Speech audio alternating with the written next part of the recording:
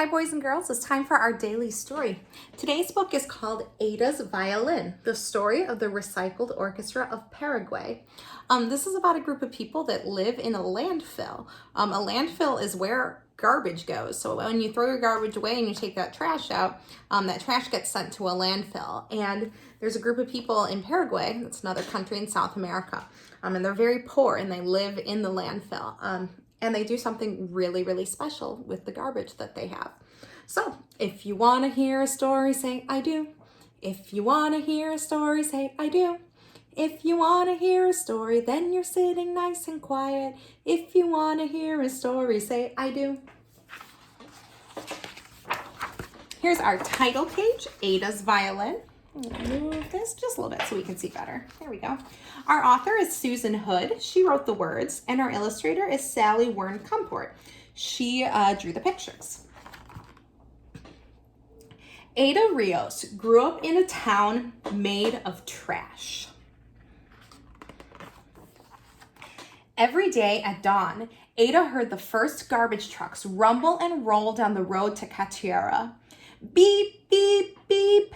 Backing into the landfill, they tipped their loads up, and crash! The trash came tumbling down, 1,500 tons each day. Ada and her friends watched as the gancheros, which are recyclers, scrambled, tearing into plastic bags with long-handled hooks, pushing aside moldy produce, and grabbing anything they could recycle or sell. The going rates?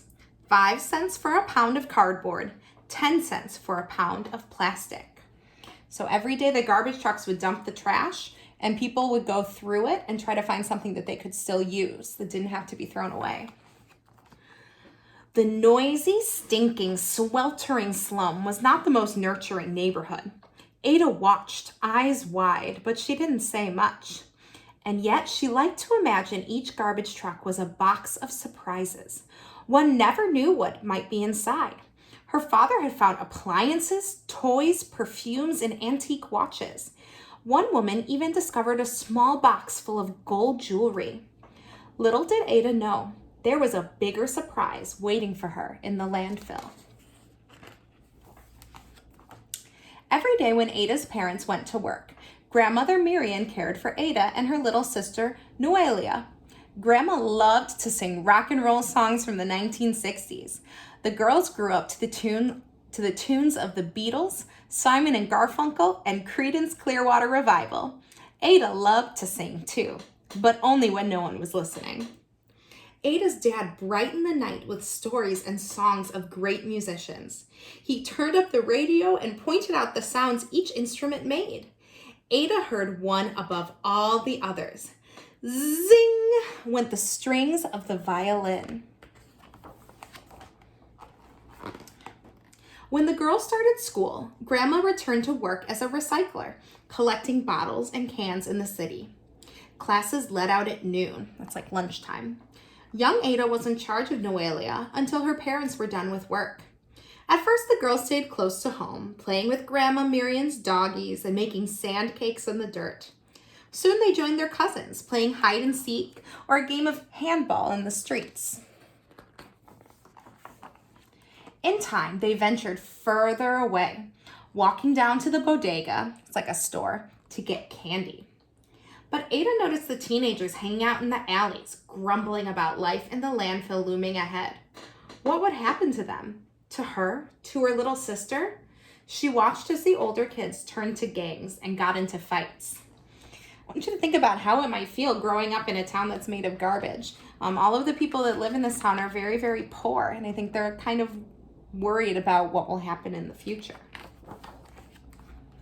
One day, when Ada was 11 years old, her grandmother saw a sign posted on the wall of a chapel. Violin, guitar, cello, taught Saturdays at 8 a.m. Fabio Chavez. Violin, guitar, and cello are all different musical instruments. How Grandma had longed to learn music. Too late for her, maybe, she thought, but not for her granddaughters. She signed them up without asking them, or their parents. Ada's heart sang out. Thanks to her abuela, that means grandmother, she could leave her worries behind and learn to play. How do you think you would feel if you got to take a music lesson and learn to play an instrument?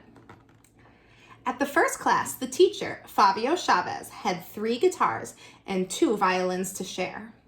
Ada chose a violin right away, but 10 children had signed up. Frustrated, Ada and her friends found that there were not enough instruments to go around. And there was a bigger problem. Everyone quickly realized that the children would need to practice at home. But it wasn't safe to be seen with an expensive instrument in Catiera, where a violin is worth more than a house. Watching the children play amid broken glass and rusty metal, Senor Chavez knew he had to do something. He remembered a band called Les Luthiers that made its own instruments. That was it. He asked Nicolas Cola Gomez, a ganchero and carpenter, for help. Remember, a ganchero is someone that looks through the trash and tries to find things that they can use. Senor Gomez found a discarded drum with a big hole in it. What could he use to fix it? He picked through the trash and discovered an old X-ray film. Would that work? It did. Senor Gomez kept experimenting, and others like Tito Romero helped. Inventing instruments wasn't easy, but they fiddled around, discovering which materials hit just the right notes. They transformed oil drums into cellos, water pipes into flutes, and packing crates into guitars. So they didn't have anything fancy, but they learned how to make instruments out of the garbage that they had. You can make music out of almost anything. Soon, there were enough instruments for all the children who wanted to play. Ada chose a violin made from an old paint can, an aluminum baking tray, a fork, and pieces of wooden crates. Worthless to thieves, it was invaluable to her. It was a violin of her very own. So even though it might have looked like just garbage, she was able to make something fantastic out of it. At first, Ada and the others struggled. That means it was hard. Sharps and flats clanged and clashed. Playing an instrument is a process. It doesn't matter if one is rich or poor, ugly, fat, thin. You cannot learn to play an instrument overnight, Senor Chavez told the children. Some kids decided it was too much work and gave up, but not Ada. After lessons, she would practice at home, sometimes 2 hours a day.